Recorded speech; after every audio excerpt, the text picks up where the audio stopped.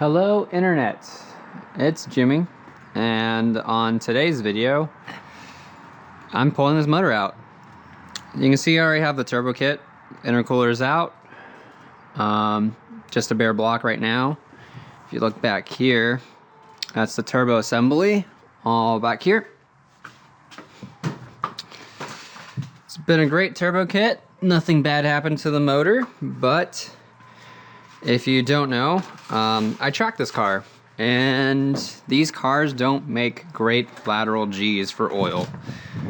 You tend to have, once you hit a certain G, the oil pump can starve, and it doesn't provide adequate oil pressure to some of the parts of a cylinder, and what ends up, you most likely will end up spinning rod bearing number 1 or number 2. And so instead of doing that, I'm going to go ahead and take this motor out, and I'm going to be replacing it with another motor that I can go turn laps on. I've already got everything prepped. Motor mounts are out. Transmission is unbolted from the motor. I just need to put my hoist right here. I'm going to attach one chain right here, one chain on this side, and then I'll find 2 mounting locations in the rear of the block. Fuel lines, as you can see, fuel line, both direct and port injection, and the vacuum line has been removed. Water lines have been removed in the rear as well. You can see that. I didn't have to take this off. The clutch slave cylinder, this ground right here, that actually didn't need to be taken off because that's actually bolted to the transmission. The transmission is staying in the car. As you can see, the quick disconnect for the engine harness loom right here, that's been disconnected. Yeah, so everything is disconnected, ready to go. I'm waiting on my buddy so he can maneuver the lift. I can be underneath the car, make sure everything doesn't touch underneath it, and we should be able to pull this out. I did forget that there are 2 ground wires on the bottom of the block. They just attach right down in here, basically. I need to remove those 2 ground wires, and then everything will be disconnected. Which caliber's on firing that? Huh? Which caliber's on firing that? The cat what? The big rig kit? Oh yeah, those have been on for a while now.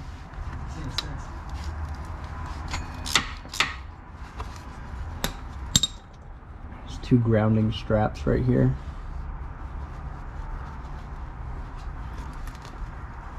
I gotta remove one.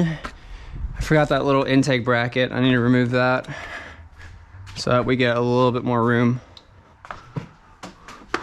Pulling it forward. I think it's a 12, actually.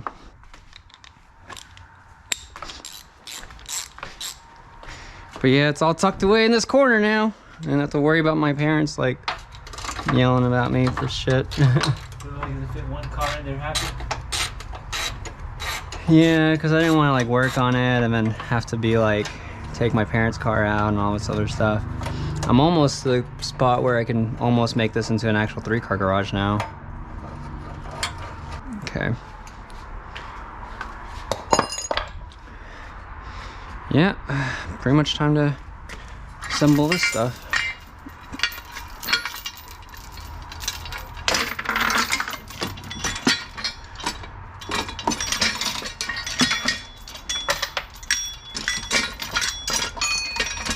Go ahead and put one chain.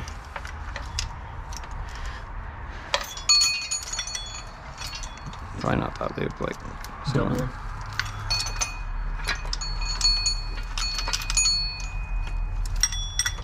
Probably back here.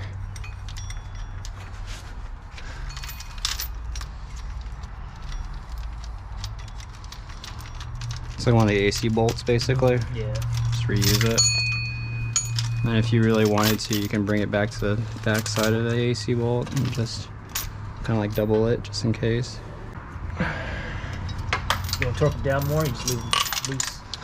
I'm just gonna leave it. I think I can just leave it loose. I can get away with it, but I mean, we can torque it down if you feel uneasy you're the about one it. that did it. I mean, I've done I'm motors just with it just like hand tight, so I'm just asking. as long as it's on there, you know. The rear is gonna be kind of hard because I haven't figured out where exactly I want to put it just yet. So normally we can just hook it to the transmission, but I'm not taking the transmission with me. I can see, yeah, it was easy right there. That's the plastic. Probably this one bolt right here at 14. 12, 14.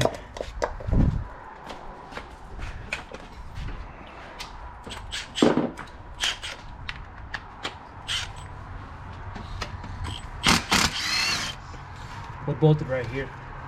What? You feel the bolt right here? It's probably a good spot. Yeah, let me take a look.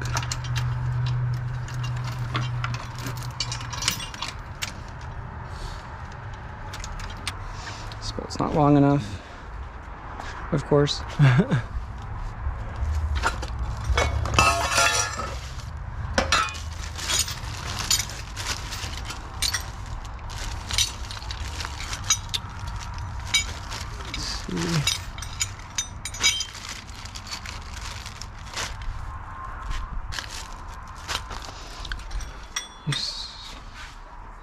How long are these? Yeah, it's a little bit longer.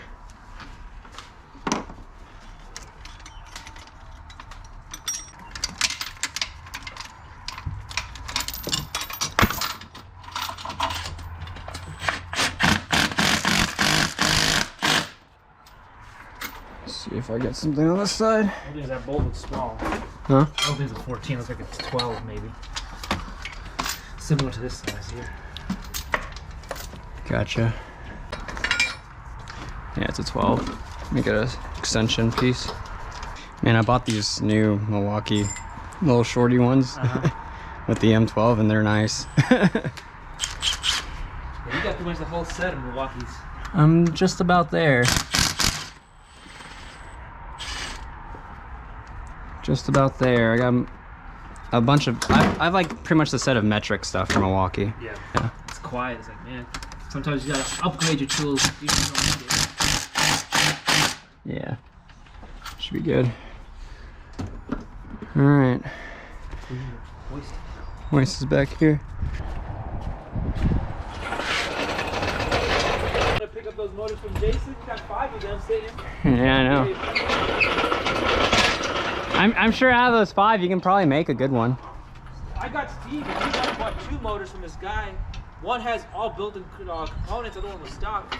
So he can make a solid motor with just those 2 parts, but he hasn't touched them yet with a solid motor. To start working on a twin. You don't want to part that car out, because you'd be asking every time. He said, no, 25 grand he wants as is. 25? Last time I remembered it was something else, but okay. Higher or lower? Lower.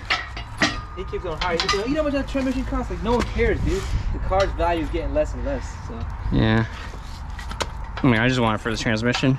I just want the, well, I thought he had the Ford 8.8 rear end. He said he doesn't have it.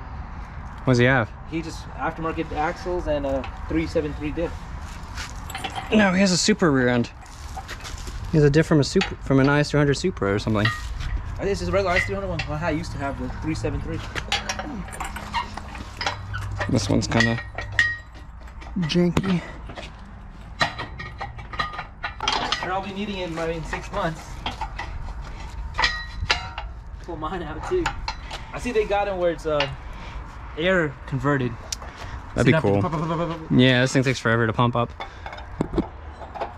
The only downside is it takes. Bottle jack, you know. Yeah, it just takes forever, man. Get this boom sling out.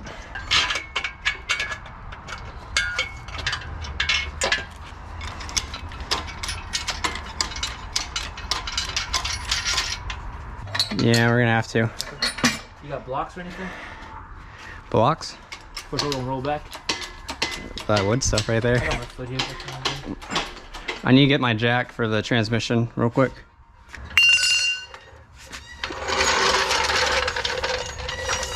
You have to take the reservoir out too? No? The featuring reservoir? The what? The washer fluid reservoir, you're taking that out too? No? I'm keeping that. Okay.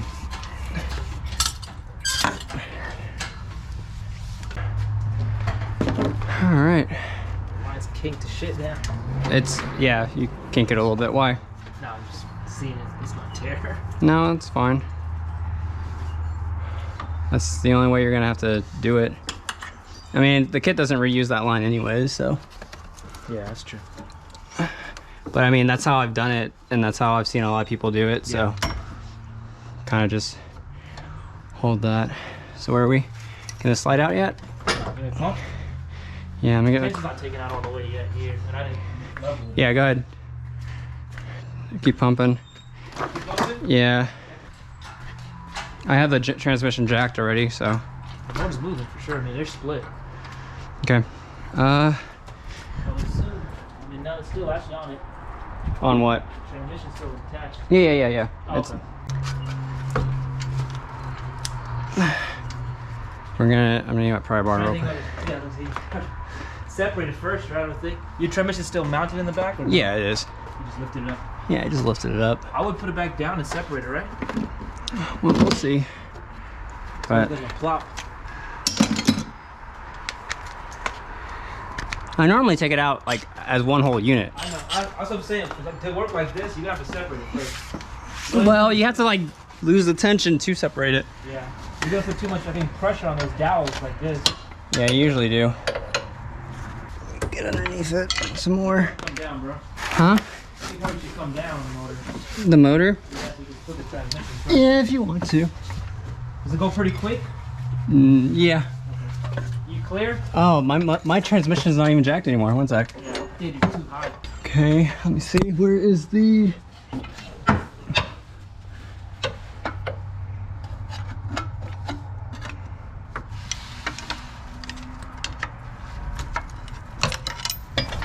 I think it's split, right? Yeah, it's split.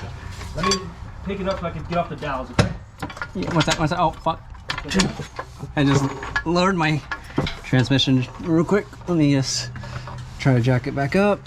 Yeah, it's still a little bit attached to the dowels. I think if you drop I'm moving it. Yeah, I think if you drop the transmission, it'll slide out easier. We don't want it caught just yet. We want it to break apart completely like this. Yeah, I've got the motor lifted here. Okay, lift it up a little bit more. Jack it up a little bit more. Okay. We are so close. Do we need to go up or down? How did your bottom look? Still on the pins or completely separated? Almost. Is that the bolt? Yeah. You backed them up all the way? You didn't back them up at all? Huh? You just loosened, right? You didn't back them off? Oh, they're off. Any movement this way when you turn it? Not really. It's going in and out this way, but not this one. So I need to be on that side.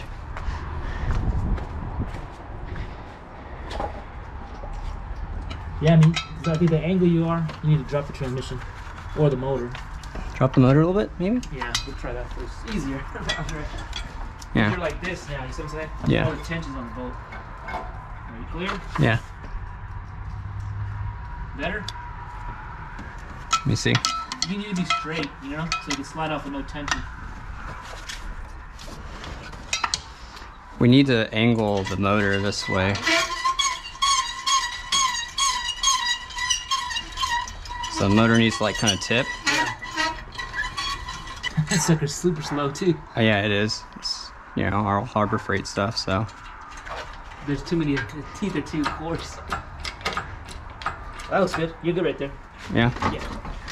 Oh, it's out, isn't it? That's what your angle is bad. Yeah. We just had to angle the motor. All right. So you're obviously clean on this side. Yeah, we just need to go ahead and jack it up some and. If you want to pull it that direction, since you're clear easier, you're gonna stand on that side and just pull the motor that way. Yeah. And I can watch all this stuff here. Yep. Your hood gonna hit with the gap we need to go, I bet. Probably have to take it off. Yeah. Now look at the pollen over here. How green it is. Yeah, it's pretty. You gonna put it on this side? No, I need to put this bolt back in.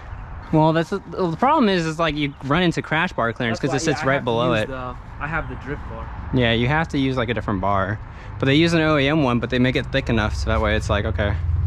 Yeah, tug that way a little bit. You're pretty much clear. Touch nothing. Yeah, this one's gonna go pretty high. You wanna level it straight? Yeah, we will in a bit. See, is it this way? No, it's the other way. Let's do 3 more for good measure. Cool. It's like drifting your way. All right. You want to go in the driveway or you going to put it? Yeah, we're gonna driveway a little bit. All right. Down. All right, so I have the motor sitting on a tire right down there. And basically, this is what the engine bay looks like now. Totally thought I could pull it up without interfering with the hood.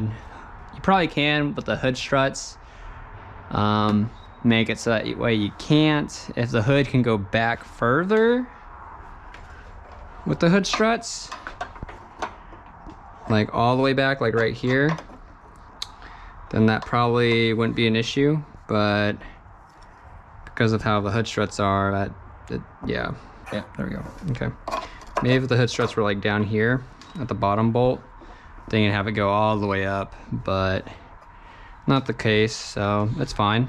Definitely empty. Definitely gonna clean it up. I didn't realize how much dirt was in the engine bay. See right here along the ground. I hope this helps anyone else trying to take their motor out of their car. It's not difficult at all. You just have to know what you're doing.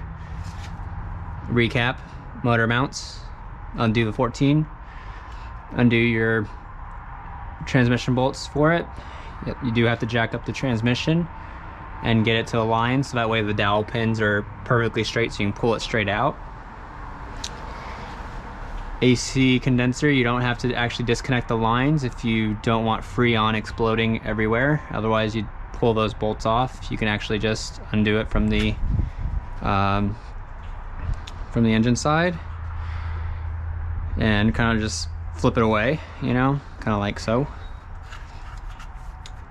Otherwise it's kind of like that. I mean, I guess I could zip tie it up, but yeah, it'd be like that. And then disconnect the wiring. I left the starter on, so if I actually fish this power cable right here, the starter is actually still connected. There's the ground that goes right here. This is actually plugged into the engine side, so you actually have to like pop this out if you're not taking apart all that stuff.